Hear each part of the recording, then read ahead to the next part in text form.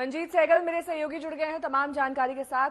मंजीत, जयराम रमेश के वक्तव्य से तो ये लग रहा है कि जो 3 ऑब्जर्वर्स भेजे गए हैं वो सब कुछ ठीक कर लेंगे, लेकिन जहां तक पूरा का पूरा मामला अगर कल से लेकर आज तक देखा जाए तो काफी कुछ बिगड़ चुका है।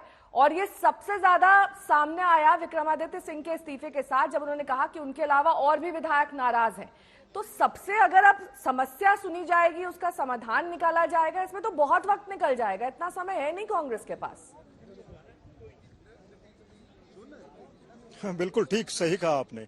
एक तरफ जयराम रमेश दावा करें कि सब कुछ ठीक हो जाएगा, वहीं स्वयं मुख्यमंत्री सुखविंदर सिंह सुक्खू भी अभी मीडिया के सामने आए, कह दिया कि उन्होंने इस्तीफा नहीं दिया, उनकी सरकार 5 साल का पूरा कार्यकाल अपना करेगी और अपना बहुमत भी वो बजट सत्र के दौरान ही साबित करके दिखा देंगे। और उन्होंने ये भी कहा कि उनके बारे में अफवाहें फैलाई जा रही है, जबकि सच्चाई ये है कि अगर भारतीय जनता पार्टी यह दावा कर रही है कि कांग्रेस के कई विधायक भाजपा के संपर्क में है, तो उन्होंने भी दावा किया कि भाजपा के भी कई विधायक उनके संपर्क में है। तो सुखविंदर सिंह सुक्खू की बॉडी लैंग्वेज से ऐसा नहीं लगता कि वो आसानी से कुर्सी छोड़ देंगे। हालांकि दावा ये किया जा रहा था कि हिमाचल प्रदेश में चेंज ऑफ गार्ड हो सकता है, मुख्यमंत्री का चेहरा बदला जा सकता है ताकि सभी नाराज और रूठे हुए विधायकों को मनाया जा सके। और ऐसा भी नहीं लग रहा है, क्योंकि जो 6 विधायक कांग्रेस के कल भाजपा के पाले में चले गए थे, क्रॉस वोटिंग जिन्होंने की थी, वो विधानसभा में आ गए। और विधानसभा में आने के बाद उन्होंने साफ साफ कह दिया कि वो कांग्रेस में दोबारा शामिल नहीं होंगे, वो भाजपा में ही रहेंगे। तो कुल मिलाकर कांग्रेस की जो दिक्कतें वो थमने का नाम नहीं ले रही हैं। ऑब्जर्वर शिमला पहुंच रहे हैं और पार्टी हाईकमान पूरे परिदृश्य पर नजर रखे हुए हैं। और कांग्रेस की तरफ से अब डैमेज कंट्रोल जरूर शुरू किया गया है, लेकिन ऐसा आसान प्रतीत होता नहीं दिखाई दे रहा, क्योंकि कांग्रेस की मुश्किलें बरकरार है। मुख्यमंत्री से सवाल पूछा गया था कि बताइए विक्रमादित्य सिंह क्यों रिजाइन करें, तो उस पर उन्होंने कोई जवाब नहीं दिया। साफ है मुख्यमंत्री इस तरह के सवालों से बचना चाहते हैं। इस वक्त मुख्यमंत्री भी इस कोशिश में है कि किसी न किसी सरकार बच जाए, और यही कारण है कि भाजपा के 15 विधायकों को निलंबित कर दिया गया ताकि वो डिवीजन ऑफ वोट की मांग न कर सके। और जो भाजपा के निलंबित विधायक है इस वक्त बाहर आ गए, उन्होंने आरोप लगाया था उनके साथ बदसलूकी की गई। लेकिन सुक्खू का ये इशारा करना कि बीजेपी के भी विधायक उनके संपर्क में हैं, दरअसल ये एक राजनीतिक मूव है या फिर ये दिखाने की कोशिश है कि हमारे पास भी नंबर्स हैं, आप बीजेपी वालों को सिर्फ ये महसूस नहीं होना चाहिए कि कांग्रेस के विधायक ही उनकी तरफ जा रहे हैं, उनके विधायक भी इनकी तरफ आना चाहते हैं। ये एक पॉलिटिकल टैक्टिक्स है।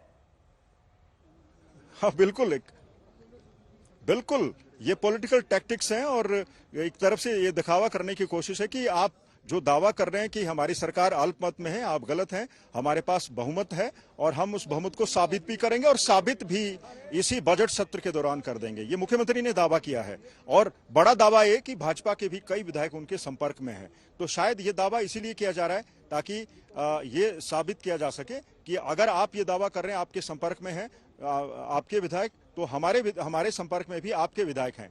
तो हालांकि भारतीय जनता पार्टी से विचलित नहीं हो रही है, भाजपा अपने स्टैंड पर अड़ी हुई है, खड़ी है और कह रही है कि उनके संपर्क में तो कई विधायक हैं। और अब साबित भी हो रहा है कि नाराजगी विधायकों में बहुत ज्यादा है कांग्रेस के।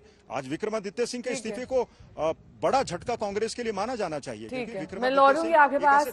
जयराम रमेश अब से कुछ ही देर पहले प्रेस कॉन्फ्रेंस कर रहे थे, जयराम ठाकुर क्या कुछ कह रहे हैं, सुनिए।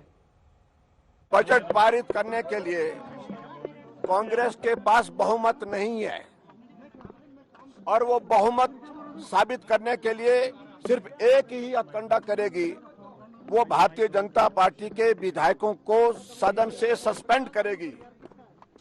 और आज सदन में आते ही पार्लियामेंट्री अफेयर मिनिस्टर द्वारा प्रस्ताव मूव किया गया कि 15 विधानसभा के सदस्य हैं, जिसमें